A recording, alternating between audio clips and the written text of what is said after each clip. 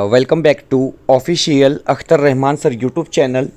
एक नए वीडियो में आपका फिर से बहुत बहुत वेलकम है दोस्तों। सीटेट 6 सितंबर 2026 विषय परिसर अभ्यास ईवीएस पेडागोजी पेपर 1 के लिए फिर से कुछ इंपॉर्टेंट और सिलेक्टेड क्वेश्चन आज के इस वीडियो में हम देखने वाले हैं, क्योंकि जिस प्रकार से प्रश्न रिसेंटली परीक्षाओं में ईवीएस को लेकर पूछे गए हैं दोस्तों, परिसर अभ्यास विषय को लेकर पूछे गए हैं, टोटली एनालिसिस कर विश्लेषण कर आप लोगों के लिए फिर से कुछ इंपॉर्टेंट और सिलेक्टेड यहाँ पर 20 प्रश्न लेकर आए हैं दोस्तों। महत्वपूर्ण 20 प्रश्न ये परीक्षा के लिए होने वाले हैं। तो चलिए वीडियो में आगे बढ़ते हैं। आगे बढ़ने से पहले अगर आप हमारे चैनल पे नए हो तो चैनल को सब्सक्राइब कीजिए, साथ ही साथ बेल नोटिफिकेशन को ऑन कीजिए ताकि आपको आने वाले वीडियोज़ के नोटिफिकेशन जो है वो आसानी से मिल पाए। और दोस्तों, अगर आप हमसे जुड़ना चाहते हो तो डिस्क्रिप्शन में जाकर आपको हमारे टेलीग्राम और व्हाट्सअप चैनल को ज्वाइन कर लेना है, जहां से आपको तमाम अपडेट वक्त वक्त पर देखने के लिए मिलेंगी। साथ ही साथ अगर आप हमारे चैनल की मेंबरशिप हासिल करना चाहते हो तो सिंपली ज्वाइन वाले बटन को ज्वाइन कर आप हमारे चैनल की मेंबरशिप हासिल कर सकते हैं। वीडियो को प्लीज़ लाइक कीजिए और चैनल पर नए हो दोस्तों तो चैनल को सब्सक्राइब कीजिए। बढ़ते हैं पहले प्रश्न की तरफ। सर, प्रश्न 1 पूछा गया है कि निम्नलिखित में से कौन सा समूह प्राथमिक स्तर पर ईवीएस के थीमों को दर्शाता है। तो देखिए दोस्तों, एक पेडागोजी के तौर पर यह क्वेश्चन पूछा गया है कि प्राथमिक स्तर पर ईवीएस के मतलब परिसर अभ्यास के थीमों को कौन दर्शाता है। तो आप बात करेंगे सर आवास यात्रा, चीजें जो हम बनाते हैं और करते हैं, मतलब आपका विकल्प जो बी रहेगा सर। ऑप्शन जो बी दिया गया है वो यहाँ पर क्या है, आपका राइट विकल्प होगा। बिल्कुल एनसीईआरटी से जो है दोस्तों यहाँ पर स्पष्टीकरण आप लोगों के लिए लिया गया है कि राष्ट्रीय पाठ्यचर्या रूपरेखा मतलब नेशनल करिकुलम फ्रेमवर्क 2005 के अनुसार प्राथमिक स्तर पर कक्षा 3 से 5 के लिए पर्यावरण अध्ययन मतलब ईवीएस के पाठ्यक्रम को 6 मुख्य थीमों में विभाजित किया गया है, जिसमें आप बात करेंगे सर परिवार और मित्र पहली थीम होती है, भोजन, आवास, आश्रय, पानी, जल, यात्रा, चीजें हम बनाते और करते हैं। इस प्रकार से 6 थीमों में क्या है, ईवीएस को यहां पर क्या है दोस्तों डिवाइड किया गया है। चलिए बढ़ते हैं नेक्स्ट क्वेश्चन की तरफ। सर, प्रश्न नंबर 2 आपकी स्क्रीन पर है। दूसरा जो प्रश्न है, प्रश्न इस प्रकार से पूछा गया है कि निम्नलिखित में से कौन सी रणनीति भोजन थीमों को पढ़ाते समय पूछताछ को बढ़ावा देती है। फिर से एक पेडागोजी टाइप का क्वेश्चन यहां पर क्या है दोस्तों पूछा गया है। आपको बताना है कि भोजन को पढ़ाते समय पूछताछ को बढ़ावा देती है। इस प्रकार से प्रश्न यहां पर पूछा गया है। 4 विकल्प आपको दिए गए हैं दोस्तों। और अगर आप बात करेंगे डायरेक्ट आंसर की तो सर देखिए, छात्रों से उनके परिवार के सदस्यों की खाने की पसंद का पता लगाने के लिए कहना, क्योंकि छात्र जो है अपने परिवार के सदस्य जो होते हैं दोस्तों उनके बारे में बेहतर जानकारी प्रदान कर सकते हैं। तो यहां पर पहला ही विकल्प आपका क्या रहेगा, सही होगा सर। ऑप्शन 1 जो रहेगा वो यहां पर क्या है आपका राइट विकल्प हो जाएगा। चलिए अगले प्रश्न की तरफ बढ़ जाते हैं। सर, प्रश्न नंबर 3 पूछा गया है कि गढ़सीसर से संबंधित निम्नलिखित कथनों में से कौन सा एक कथन सही नहीं है। सही उत्तर चुनिए। मतलब यहां पर नेगेटिव वे में आपको क्या है प्रश्न पूछा गया है। 4 विकल्प आपको दिए गए हैं। तो देखिए, यह 9 तालाबों से जुड़ा हुआ था, बिल्कुल पहला विकल्प आपका सही हो जाएगा। यह तालाब आज भी प्रयोग में है, तो देखिए ये आज यूज नहीं होता है, तो मतलब विकल्प आपका बी गलत हो गया। जैसलमेर राजा गढ़सी ने इसे बनाया था, यह भी बात यहां पर सही है। और यह लगभग 650 साल पहले बनाया गया था, ये भी चीज़ यहाँ पर क्या है सही बताई गई है। लेकिन आपका विकल्प जो बी रहेगा सर कि आज प्रयोग में है वो गलत हो जाएगा। मतलब आपका विकल्प जो बी रहेगा हमारा क्या है यहाँ पर राइट विकल्प होने वाला है। प्रश्न नंबर 4, क्योंकि जिस प्रकार से प्रश्न आपके सामने लाए जा रहे हैं दोस्तों, मैं आपको बता रहा हूँ परीक्षा के दृष्टिकोण से प्रत्येक प्रश्न जो है वो इंपॉर्टेंट है, महत्वपूर्ण है। प्रश्न नंबर 4 पूछा गया है कि एक ईवीएस शिक्षिका अपने छात्रों से सोचने और जवाब देने के लिए कहती है कि हम सर्दियों के दौरान ऊनी कपड़ों में क्यों सहज महसूस करते हैं। इस तरह के प्रश्न किस प्रकार के प्रश्न होते हैं। तो देखिए यहां पर प्रश्न पूछा गया है कि सर्दी के जो दिन होते हैं, ठंडी के जो दिन होते हैं, उसमें हम ऊनी कपड़ों में अपने आप को सहज महसूस क्यों करते हो। तो बच्चे से जब इस प्रकार का सवाल पूछा जाएगा सर, तो वो फिर आपको विश्लेषण किस तरीके से देगा, विश्लेषणात्मक प्रश्न इसको हम कहेंगे।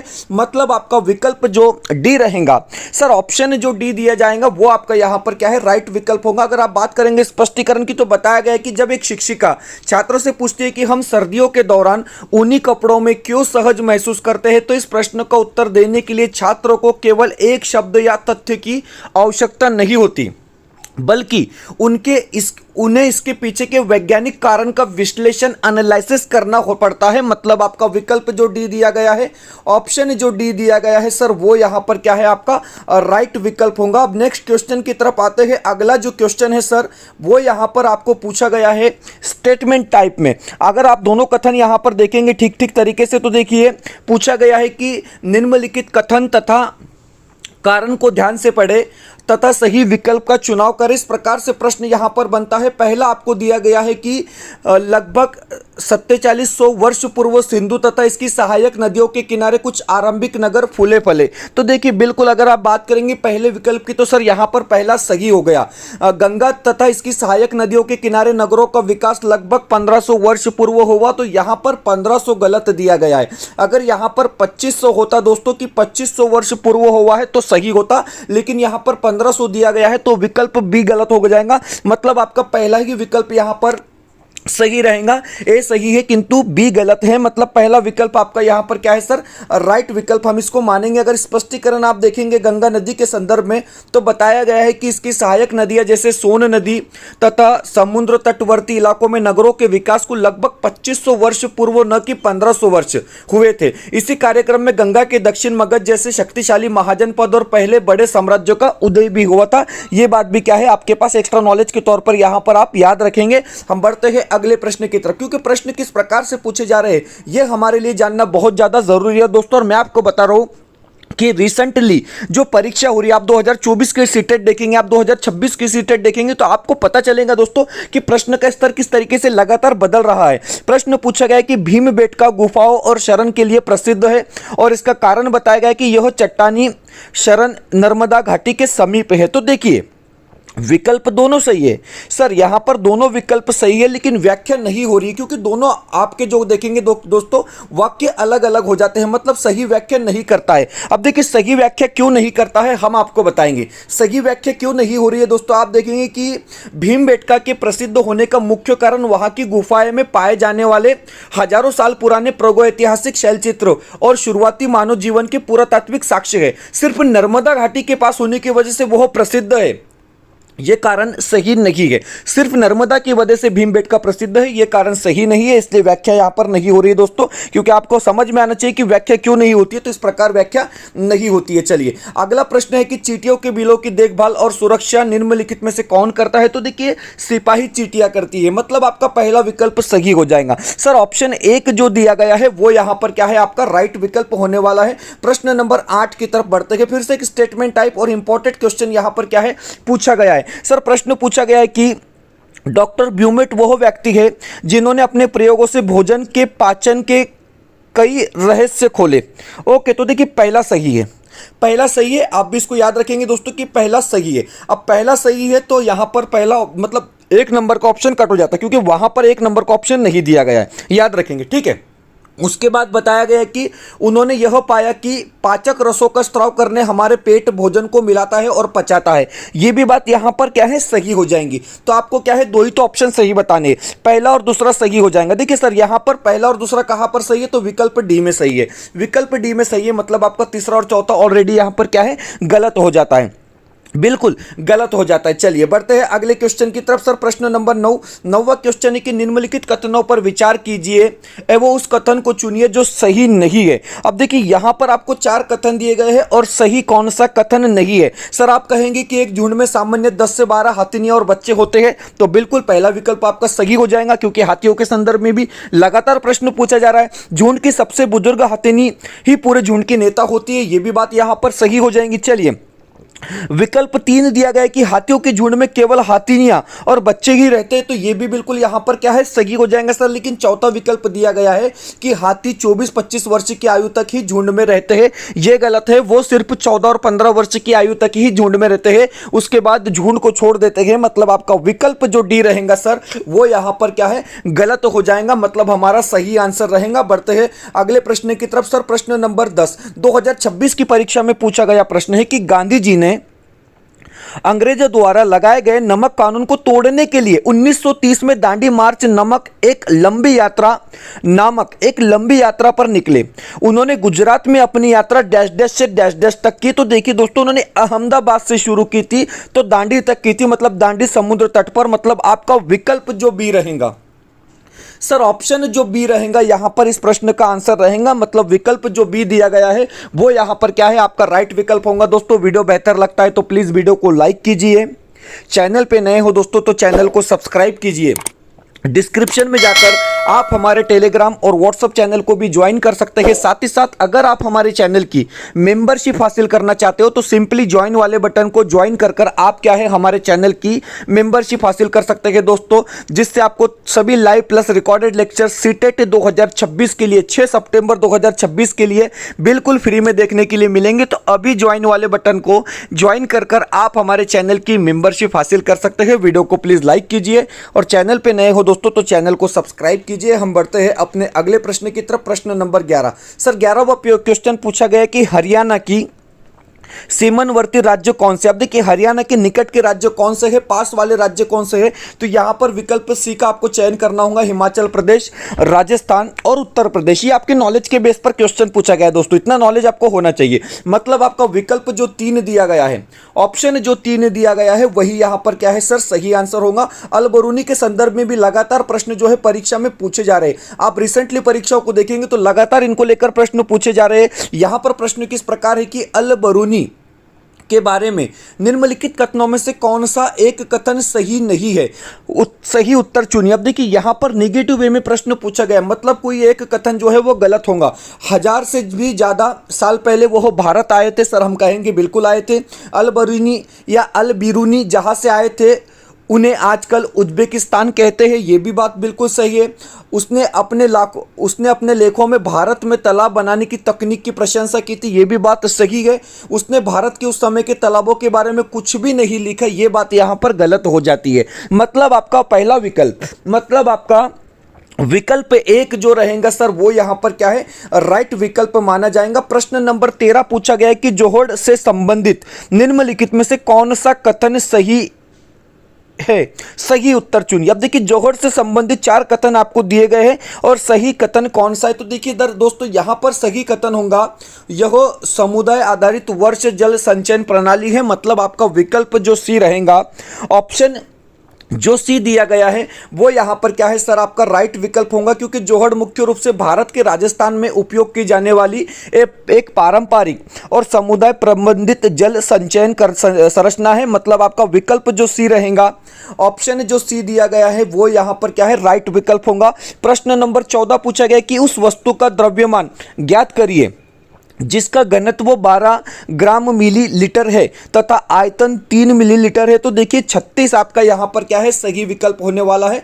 आपका विकल्प जो 1 दिया गया है, पर्याय जो 1 दिया गया है वो यहां पर क्या है, आपका राइट विकल्प होगा। प्रश्न नंबर 15 स्क्रीन पर है सर। 15वां प्रश्न पूछा गया कि आप चाहते हैं कि छात्र सहपाठी शिक्षण रणनीतियों द्वारा सीखे, आप समूहों को कैसे बनाएंगे। As a teacher EVS pedagogy को लेकर प्रश्न पूछा गया है। लोग पूछते हैं सर, टीचर्स पूछते हैं कि पैडागोजी क्या होती है, तो मैं आपको बताऊंगा पैडागोजी में इस प्रकार के प्रश्न आते हैं जो आपकी स्किल को दर्शाते हैं। यहां पर 4 विकल्प आपको दिए गए हैं और सही आंसर का अगर आपको चयन करना है तो भागीदारी और सहयोग के आधार पर एक विषम समूह बनाए। मतलब आपका यहां पर पहला विकल्प सही रहेगा सर। सही विकल्प कौन सा रहेगा, तो पहला रहेगा बिल्कुल, क्योंकि देखिए यहां पर समान लिंग और सामाजिक आर्थिक पृष्ठभूमि नेगेटिव आ जाता है। 4-5 छात्रों को रोल नंबर के अनुसार समूह बनाए, गलत हो जाएगा। परीक्षा में प्राप्त अंकों के हिसाब से बनाएंगे तो गलत हो जाएगा। मतलब आपका पहला ही विकल्प यहां पर क्या है, सही आंसर रहेगा। विकल्प 1 आपका बिल्कुल सही और सटीक आंसर होने वाला है। दोस्तों आप आपकी स्क्रीन पर देख सकते हैं कि सीटेट 6 सितंबर 2026 के लिए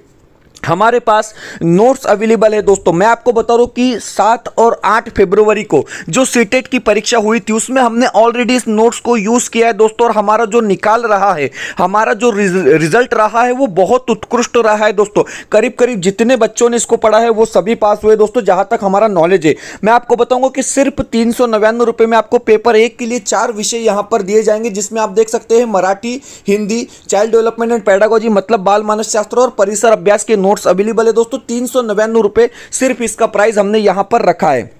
पेपर 2 के लिए मराठी, हिंदी, बाल मानस शास्त्र और समाज शास्त्र मतलब 399 रुपये में आपको पेपर 2 का भी यहाँ पर क्या है दोस्तों, नोट्स का एक पूरा पैक मिल जाएगा। और अगर आप पेपर 1 और पेपर दोनों के लिए लेना चाहते हो तो 499 रुपये में आपको दोनों पेपर के लिए यहाँ पर क्या है दोस्तों, नोट्स मिल जाएंगे। तो मैं आपको बता रहा हूँ कि परीक्षा के दृष्टिकोण से ये जो PDF नोट्स है दोस्तों, संपूर्ण एनसीईआरटी के बेस पर हमने इसको बनाया है। और सीटेट आप लोगों को पता है कि सिलेबस के बाहर नहीं जाता है। स्क्रीन पर एक व्हाट्सअप नंबर दिया गया है, इस नंबर पे कांटेक्ट कर आप क्या है इसको परचेस करेंगे दोस्तों। सिंपली आपको व्हाट्सएप पर हाई करना है, हमारी तरफ से आपको एक स्कैनर दिया जाएगा, उस पर पेमेंट करने के बाद स्क्रीनशॉट भेजिए, तुरंत आपको ये नोट्स यहां पर मिल जाएंगे। बढ़ते हैं अगले प्रश्न की तरफ। वीडियो को प्लीज लाइक कीजिए और चैनल पे जितने लोग नए हैं दोस्तों चैनल को सब्सक्राइब कीजिए। प्रश्न नंबर 16 पूछा गया है। चलिए, प्रश्न नंबर 16 पूछा गया है कि अभिकथन और कारण दिए गए हैं। तो देखिए, कभी कभी शासक अपने आदेशों को इस तरह उत्कीर्ण करवाते थे ताकि लोग उन्हें देख सके, पढ़ सके, उनका पालन कर सके।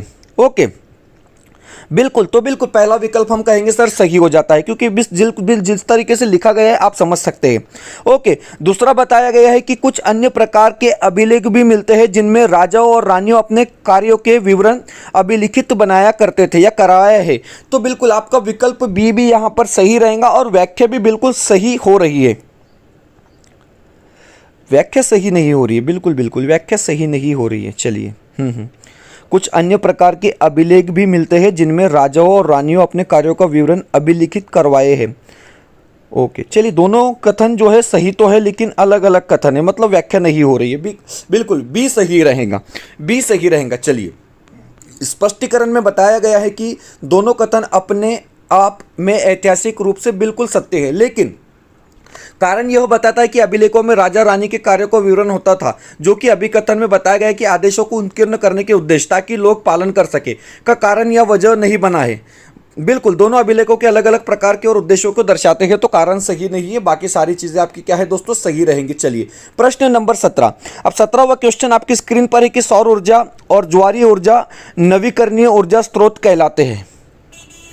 ओके, कारण बताया गया कि अनवीकरणीय ऊर्जा स्रोत को नवीकरण के लिए हजारों वर्ष लगते हैं। अब देखिए, यहां पर क्या है दोस्तों, दोनों विकल्प सही है और कारण भी सही है, मतलब यहां पर तो बी सही हो जाएगा, यहां पर बी सही हो जाएगा कि ए और आर दोनों सही है और सही व्याख्या करता है। मतलब आपका विकल्प जो बी दिया गया है, ऑप्शन जो बी दिया गया है सर, वो यहां पर क्या है आपका राइट विकल्प होगा। अगला प्रश्न आपकी स्क्रीन पर है सर, प्रश्न नंबर 18 पूछा गया है कि देव कक्षा 5 के बच्चों को पर्यावरणीय मुद्दे सिखा रहा है। वह अपनी कक्षा के बच्चों को क्षेत्र भ्रमण के लिए लेकर जाता है। बच्चों के आकलन के लिए वह एक ऐसे आकलन को उपकरण को उपयोग में लाना चाहता है जो स्पष्ट रूप से लिखित से मौखिक तक किसी भी प्रकार के बच्चों के काम के सभी घटकों में उपलब्ध मानदंड को इंगित करे। निम्नलिखित में से वह कौन सा आकलन उपकरण है? इस प्रकार का प्रश्न आपको पूछा गया तो इसको हम रूब्रिक्स कहते हैं। इसको हम क्या कहते हैं? रूब्रिक्स कहते हैं। अगर आप कहेंगे सर कि रूब्रिक्स क्या होता है, तो देखिए, रूब्रिक्स एक ऐसा विस्तृत मूल्यांकन उपकरण है जो किसी भी कार्य मीन्स लिखित, मौखिक या परियोजना के सभी स्तरों पर उपलब्धि मानदंड अचीवमेंट को स्पष्ट रूप से इंगित करता है। यह छात्रों को प्रदर्शन की गुणवत्ता का वर्णन करने के लिए क्रमिक स्तर और विस्तृत विशेषताएं प्रदान करता है। मतलब आपका बी वाला विकल्प ही यहाँ पर क्या है सर, सही आंसर रहेगा। चलिए बढ़ते हैं अगले प्रश्न की तरफ। प्रश्न नंबर 19वां प्रश्न है। बड़े बड़े क्वेश्चन आपको ईवीएस में देखने के लिए मिलेंगे दोस्तों, लेकिन घबराना नहीं, क्योंकि उतनी ही आसान क्वेश्चन होते हैं। यहाँ पर प्रश्न पूछा गया कि पर्यावरणीय मुद्दों के अध्ययन के लिए एक शिक्षक मच्छर के पेट की कहानियों की एक वैज्ञानिक की जुबानी को सुनाता है। निम्नलिखित में से इस कहानी को पाठ्यपुस्तक में रखने का सबसे उपयुक्त कारण क्या है? इस प्रकार का प्रश्न है दोस्तों। प्रश्न को ध्यान से पढ़ लेंगे, प्रश्न को समझेंगे। इसका मुख्य कारण है कि बच्चों को यह बताना कि वैज्ञानिक प्रक्रिया क्या है तथा वैज्ञानिक किस अथक प्रयास के उपरांत अपनी खोज को पूरा करते हैं। मतलब आपका पहला विकल्प सही रहेगा। ऑप्शन 1 जो है दोस्तों, इस प्रश्न का सही उत्तर यहां पर हो जाएगा। चलिए 20वां क्वेश्चन है। प्रश्न पूछा गया कि निम्नलिखित में से क्या अपने आसपास की दुनिया के अध्ययन के लिए सबसे उपयुक्त नहीं होना चाहिए? सबसे उपयुक्त नहीं होना चाहिए, ये यहां पर पूछा गया। तो देखिए, शिक्षक केंद्रित उपागम नहीं होना चाहिए। मतलब आपका विकल्प जो बी ए दिया गया है, ऑप्शन जो ए दिया गया है सर, वो यहां पर क्या है, राइट विकल्प होगा दोस्तों। इस प्रकार हमने ईवीएस पेडागोजी को लेकर परिसर अभ्यास को लेकर महत्वपूर्ण 20 प्रश्न आज के इस वीडियो में देखे हैं, क्योंकि जिस प्रकार के प्रश्न परीक्षाओं में लगातार पूछे जा रहे हैं दोस्तों, उसका संपूर्ण एनालिसिस कर हमने यहां पर ये 20 प्रश्न देखे हैं। साथ ही साथ आप आपकी स्क्रीन पर देख सकते हैं कि सीटेट सितंबर 2026 के हमारे अपडेट क्वेश्चन सेट अवेलेबल हो चुके हैं पेपर 1 के लिए। अगर आप देखेंगे मराठी, हिंदी, बाल मानस शास्त्रों, परिसर अभ्यास और गणित विषय के 10-10 प्रश्न पत्र आपको सिर्फ 499 रुपए में यहां पर दिए जा रहे हैं। मतलब सभी सब्जेक्ट के लिए आपको 10-10 प्रश्न पत्रिका दी जाएंगी, विथ आंसर की दी जाएंगी। मतलब यहां पर आपको सेपरेट क्वेश्चन सेट देखने के लिए मिलेंगे दोस्तों, विद आंसर की के साथ, जिस प्रकार से हमने टीएटी में भी बनाए थे। स्क्रीन पर एक व्हाट्सएप नंबर दिखाई दे रहा है, इस नंबर पे कांटेक्ट कर आप क्या है इसको परचेस कर सकते हैं दोस्तों। परीक्षा के दृष्टिकोण से अपडेट क्वेश्चन सेट है और रिसेंटली परीक्षा को ध्यान में रखकर हमने ये प्रश्न पत्रिका बनाए हैं, क्योंकि इसका पूरा का पूरा लाभ, पूरा का पूरा बेनिफिट आपको 6 सितंबर 2026 विषय पेपर 1 में आपको क्या है दोस्तों देखने के लिए मिलेगा। तो सभी विषय अवेलेबल है। स्क्रीन पर एक व्हाट्सएप नंबर दिया गया है, इस नंबर पर कॉन्टेक्ट कर आप इसको परचेस कर सकते हैं। मिलते हैं नए वीडियो में बेहतर अपडेट के साथ।